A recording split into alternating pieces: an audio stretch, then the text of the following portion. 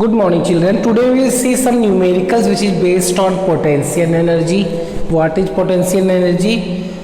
Energy that is possessed or due to its position. Capacity to do work due to its position is known as potential energy. Let's see numerical. Which formula we will use for potential energy? That will be E for energy, P for potential. mgh. This formula we will use here. Okay beta. M for mass of object, G for gravity, that is 9.8, and h is the height or distance whatever is given in the question. Question is, if the acceleration due to gravity is 10 meter per second square, if the acceleration due to gravity is 10 meter per second square means G is, पूरा question पढ़ते हैं बेटा. G हो गया हमारा 10 metre पर second square. After that what will be the potential energy? What will be the potential energy? Then it's mean that we have to find EP. Okay, mass of object is 1 kg. Mass is given here 1 kg beta, and height 5 meter. Okay, so every data is available here. You have to find potential energy.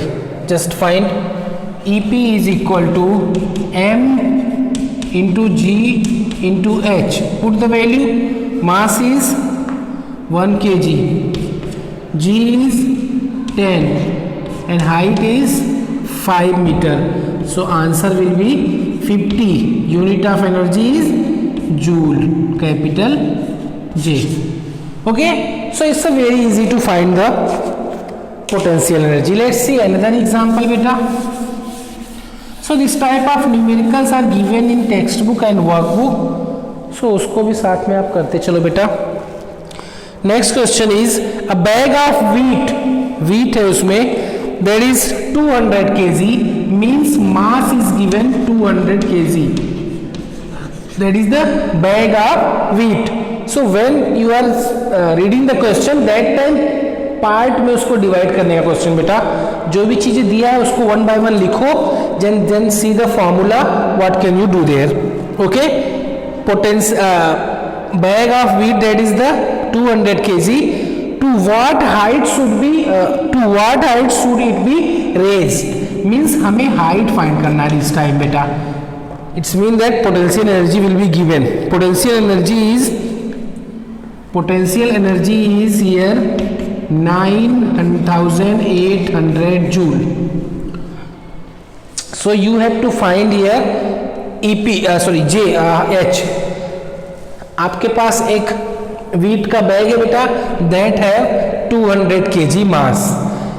कितने height पे हम उठाएंगे कि उसका potential energy आएगा 9800 और 9800. So what about G? G is given in the question.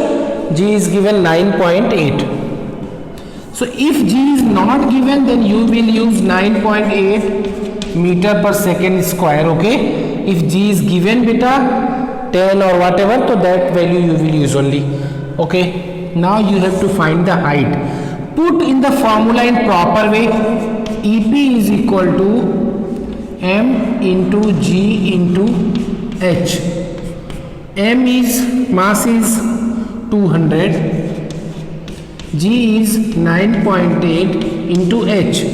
Here EP 9800. You have to find H, so that numbers are multiplying here. So this time transpose this side, so division में हो जाएगा. So H is equal to 9800 divided by 200 into 9.8. Solve it बेटा. 0 0 0 0 cancel. 9.8 and 98 दोनों number same लग रहा है बेटा. इसका पॉइंट आप हटा दो, ऊपर एक जीरो ले लो. So 980 divide by 2 into 98, means indirectly here we have to multiply 10 in numerator denominator, so यहाँ पे एक जीरो आ जाएगा और ये पॉइंट हट जाएगा. Now you can cut it. 98 10 जा 10 2 5 जा, so 5 metre will be the height. आया समझ में बेटा? These are the very simple question.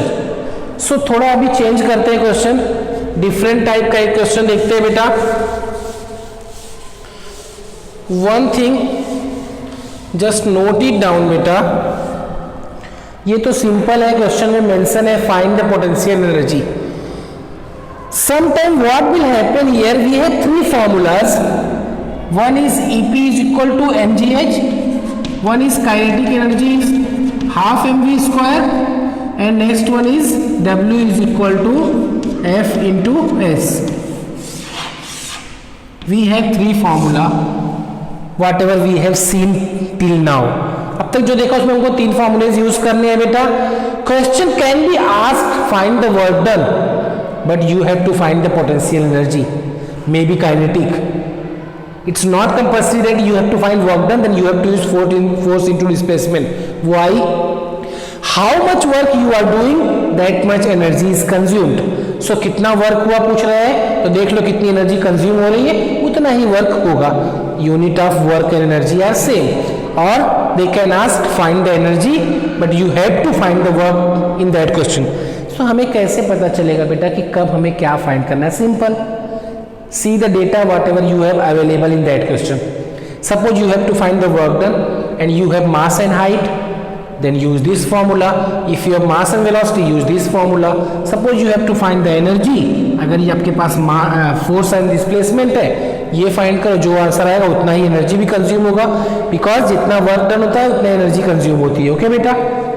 सो इस टाइप का एक question is a load of 100 kg, a load of, question is a load of, कोई भी ऑब्जेक्ट के ऊपर लोड किया है कितना, 100 kg का, means mass is 100 kg. Load of 100 kg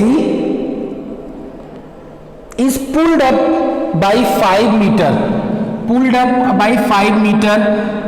No problem, S or H whatever you have to, you can write here. Okay, height और ऊपर उसको पुल किया है या साइड में देखते हैं. एंड हियर 5 मीटर हो गया आपका मोशन यहाँ पे. Calculate the work done. Question is calculate the work done and g is given in that question 9.8 metre पर सेकेंड स्क्वायर. अब question is find the work done. कैसे निकालेंगे? क्या हम F इंटू एस यूज कर सकते हैं? नो. सो mgh use कर सकते हैं? यस. ये दोनों फॉर्मूला सेम ही है बेटा, ध्यान से देखो आप. F means what? ma और mg. So in place of F mg लिखा है यहाँ पे. S और H दोनों सेम है. कितना डिस्प्लेसमेंट हो रहा है? अब डिस्प्लेसमेंट अगर हाइट में हो रहा है तो इसलिए हमने यहाँ पे g लिया है. हाइट में नहीं यूज हो रहा है तो डायरेक्टली S यूज कर सकते हैं. सो चलो फाइंड करो बेटा. क्या लिखना है आपको? F इंटू एस और mgh लिखना है तो mgh लिख लो.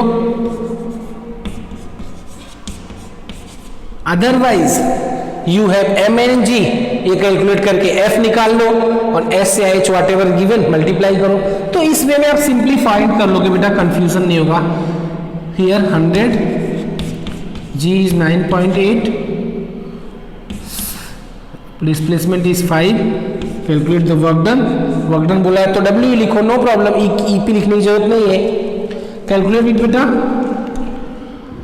100 से मल्टीप्लाई करेंगे क्या हो जाएगा? 980 इंटू 5.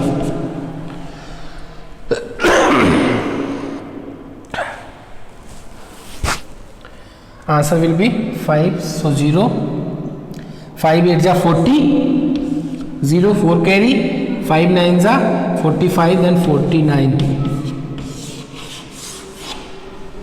सो 100 kg के लोड को बेटा 5 मीटर मूव कराने के लिए हमें कितना वर्क करना पड़ेगा?